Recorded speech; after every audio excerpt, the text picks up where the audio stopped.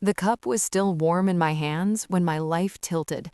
My son and his wife stood to pay the bill, their chairs scraping softly against the tile. That's when the woman sat across from me without asking. Blue coat, steady eyes, no smile. Like, comment, and subscribe Huna Stories for more stories. She placed a small blue box on the table like it weighed nothing. "You'll need this tonight," she said. I opened my mouth. She was already gone. I didn't chase her. I didn't open the box.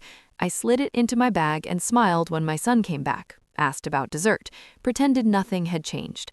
I've learned that composure is a weapon. You don't swing it, you conceal it. That night, alone in my kitchen, I opened the box and everything finally made sense. I used to believe betrayal announced itself. A fight, a confession, a dramatic exit. That's naive.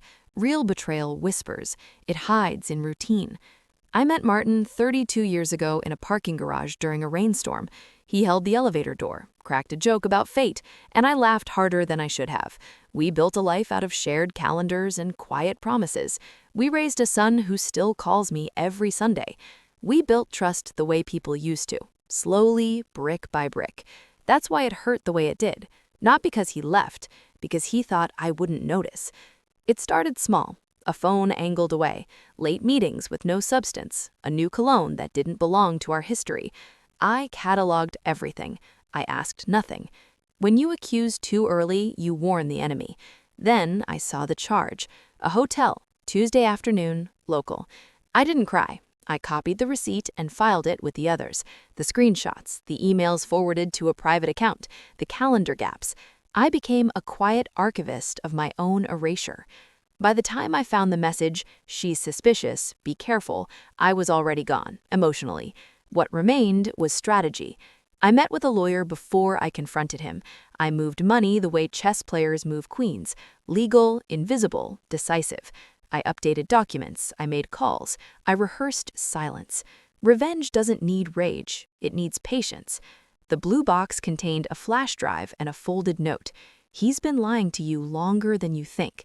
I was her before you were her. L." The drive was meticulous. Videos, messages, dates overlapping my anniversaries, proof not just of infidelity, but of manipulation, financial misdirection, forged signatures, assets hidden in her name. The woman from the cafe wasn't a savior. She was a survivor, and she'd chosen me as the final witness. I didn't thank her. I didn't need to. Justice doesn't require ceremony.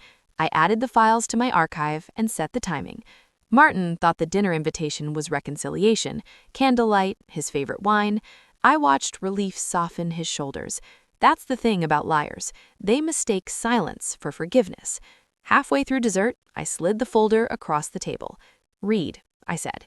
He laughed at first, then he stopped. His face drained as recognition arrived in pieces.